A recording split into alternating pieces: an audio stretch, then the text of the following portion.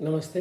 मैं प्राध्यापक शैलेश कुलकर्णी बड़ौदा की महाराजा सयाजीराव यूनिवर्सिटी में प्राध्यापक रहा। बाद में वल्लभ विद्यानगर की सरदार पटेल यूनिवर्सिटी में वाइस चांसलर रहा।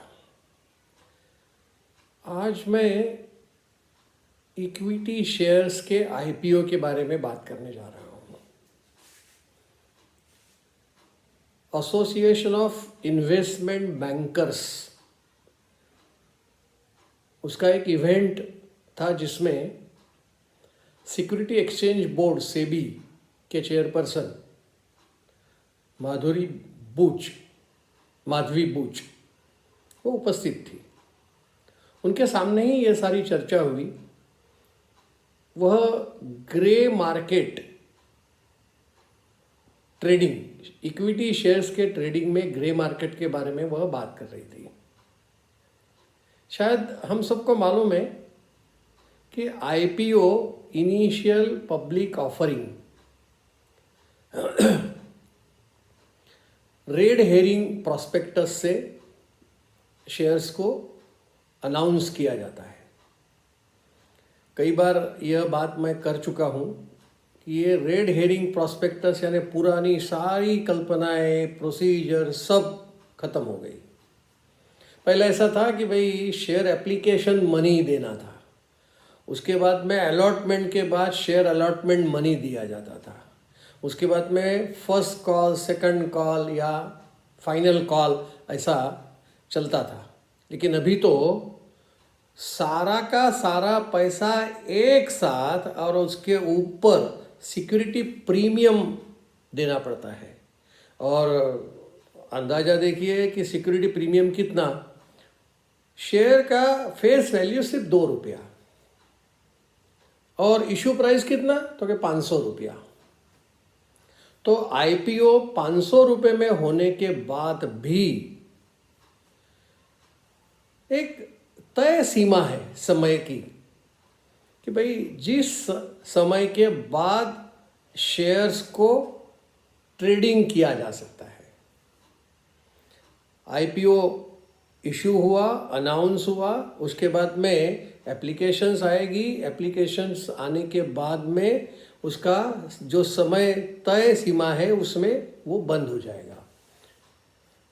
2023 दिसंबर तक टाइमलाइन T6 यानी 6 दिन के अंदर अलॉटमेंट हो जाना चाहिए, लिस्टिंग हो जाना चाहिए, ऐसा नियम था।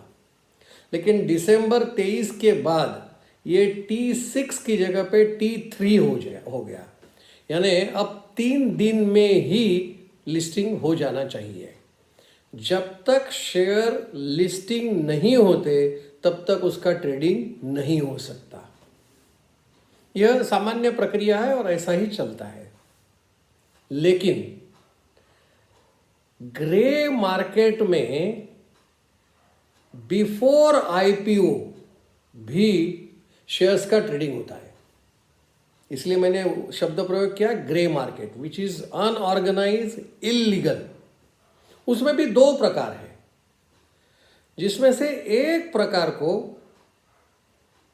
चेयरपर्सन सेबी ऑथराइज्ड रेगुलराइज करना चाहती है प्री आईपीओ से आईपीओ तक। यानी कब? शेयर्स का अलॉटमेंट होने के बाद, लिस्टिंग होने के पहले। गैप देखिए कितना है, T3।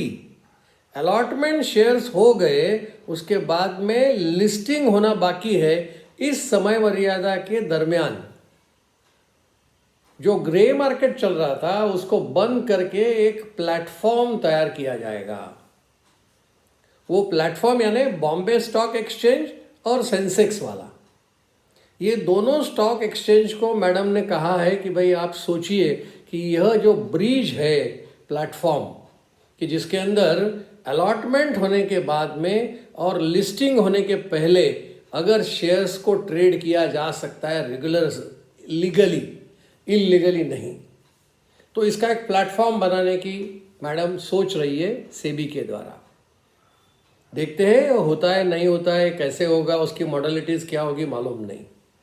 लेकिन ये ग्रे मार्केट तब भी बंद हो जाएगा ऐसा नहीं है। इसको ग्रे मार्केट को बंद करने के लिए इन्वेस्टर को अच्छा प्रीमियम मिले, वो अच्छा कमाए, स्मॉल इन्वेस्टर्स को फ़ायदा हो, इस प्रकार के ये ब्रीच प्लेटफॉर्म का सोचा गया है।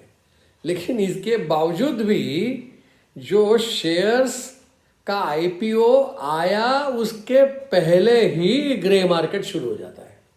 सोचिए आप, किसी कंपनी का शेयर आने वाला है, वो एप्लीकेशन करते हैं, सेबी के एप्लीकेशन आती है, उसके बाद में फिर सारी फॉर्मेलिटीज़ पूरी होती है, बाद में सेबी कहते हैं ओके यू गो अहेड।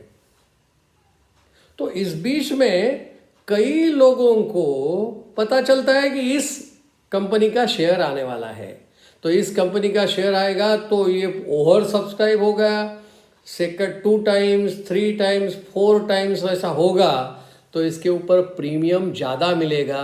इसलिए आईपीओ आने के पहले ही, अनाउंस होने के पहले ही शेयर्स का ट्रेडिंग शुरू हो जाता है।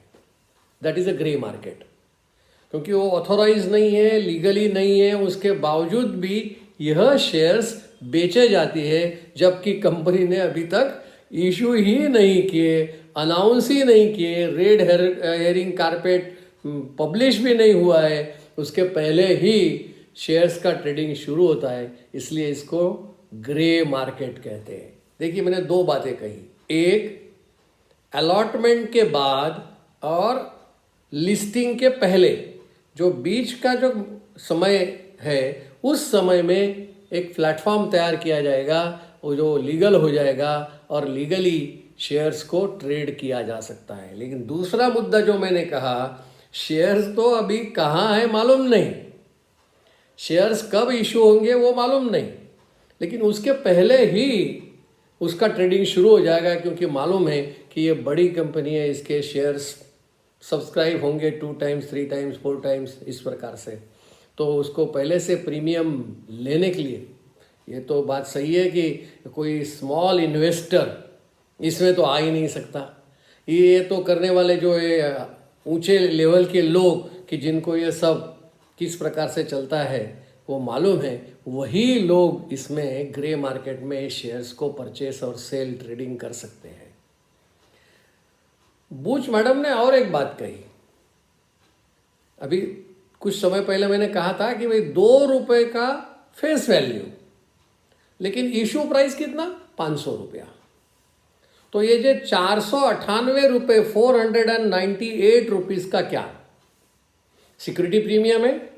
इसका उपयोग भी कंपनीज एक्ट 2013 सेक्शन 152 के मुताबिक उसका सिक्योरिटी प्रीमियम का उपयोग क्या हो सकता है वो कहा गया।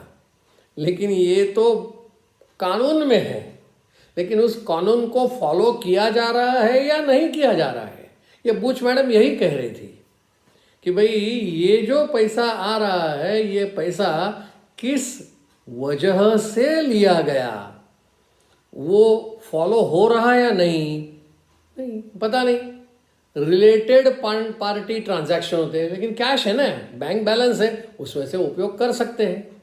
तो रिलेटेड पार्टी ट्रांजैक्शन है, उनकी सब्सिडरीज है, विदेशी कंपनी विदेश में है, तो ऐसे सब्सिडरी को ट्रांसफ़र किया जाता है, या तो कोई परचेस यानी रेवेन्यू एक्सपेंडिचर भी किया जाता है, क्योंकि वो तो बैंक बैलेंस है, बैंक बैलेंस में से तो उपयोग किया जा सकता है। ऐसा हो क्यों सकता है, हमें मालूम है कि जो ऑडिट किया जाता है उस ऑडिट में ये तुरंत ध्यान में आ सकता है कि भाई ये पैसे का उपयोग जिस हेतु के लिए कलेक्ट किया गया, इस हेतु के लिए उसे उपयोग नहीं किया गया, ये ऑडिटर को पता चलता है।